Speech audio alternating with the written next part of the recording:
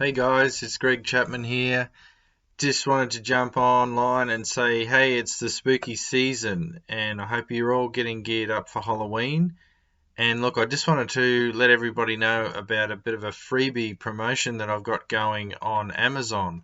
It's for my little mini Halloween collection, The End of Halloween, and it's got 4 spooky tales in there, perfect for the Halloween season.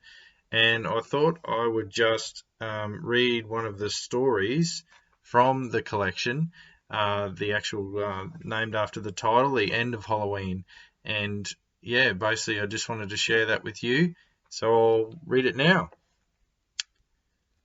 Death stood among the ruins of earth, and for the first time feared his own demise.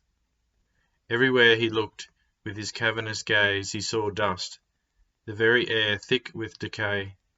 The age of man was lost, its temples crumbled, its chariots of steel rotting carcasses on the side of the road. There was no laughter, no cries of joy or pain, only silence. Such a sight should have made death smile, but without humanity, without the cycle of life and death. A fluttering made the god turn, his ancient blood-caked robes twirling in the stale winds. "Reveal yourself," Death said, and his voice shuddered the black canopy which sat hollowly above the world. "Lo, the door is closed." Death's gaze fell to the ashes at his feet. "So it is, so shall it be for evermore." The fairies' fluttering intensified, as if in panic. The screams of a million souls joined them in chorus with cries for release, which Death knew would never be, could never be, answered. "Where are the children?" the spirits asked. "Where are the revels, the carved visages of summer's end? The world of the living is supposed to welcome the dead." Death pressed his taloned hands to his ears in a bid to block out the incessant demands of the dead. "There is no life left in this world," he told them. The cacophony of disbelief rolled like thunder across the earth, but the god knew the voices of the dead would never break through. "It is Samhain, our time to walk the earth, to see our blood kin again." "Your blood kin are no more," Death snarled, and tears of blood welled in his blackened eyes. The unfamiliar sensation heightened his fear anew. "How can they be dead?" the fairies and goblins and ghosts said. "We would know, they would be here by our side." The spirits howled in confusion, a babel of troubled voices more lost than they had ever been. Death raised his hand to bid them quiet. He pulled his robe tight and descended a crag-scattered hill to cast a wider look at the never-ending graveyard below. On the far horizon, the last summer sunrise had been diminished by great columns of ash. Thousands of figures swayed in the filtered light, but without purpose. Fall's procession would still greet the world, but there would be no children to welcome it, no costumes or candy, no candlelit pumpkins leering at the night, not a living soul. How could he tell them, Death thought, when he could hardly tell himself? "Lord?" the voices said again. "Lord?" Death had to answer for them, for he knew they would keep asking until he did.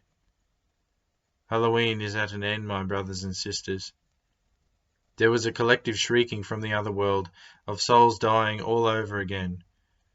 Death watched the figures moving about in a macabre, lonesome waltz, waiting and wanting. "The living have destroyed themselves," Death continued, despite the wailing of his people. "With their gluttonous, apathetic ways they fail to see the path they would always take. Samhain was meant to remind them of the importance of life, to empower them, and in turn allow us one moment of heaven on earth, to feel the light of the harvest moon on our bones, to know the sights and sounds of remembrance for just one night." The figures seemed to notice the god on the hill, and turned as one to behold them. Death observed the people of earth, all dressed in the same costume of decrepit flesh, on Halloween night, the last Halloween night. All their lips were drawn back to reveal gnashing, hungry teeth, and tongues which once spoke of ghoulish fun were now slack and capable only of moaning. Even the children, whose laughter once delighted the dead, only produced the language of emptiness.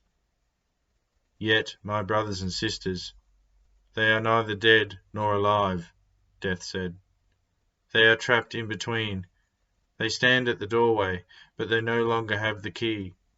A plague has claimed them and filled their minds with thoughts of everlasting hunger rather than Halloween. The tears of sacrificial blood that had given the old god life for more than 5,000 years flowed freely to the earth in heavy drops, and the undead humans stirred at its scent. Death, the god of Samhain, mourned their death and his own, for the end of Halloween was nigh. Samhain's servant was bound to the earth to usher the dead through the door each Halloween night, but with no way to open the door, he was damned for all eternity.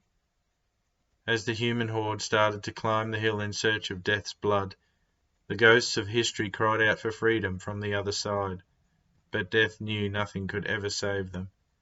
His lips parted one final time.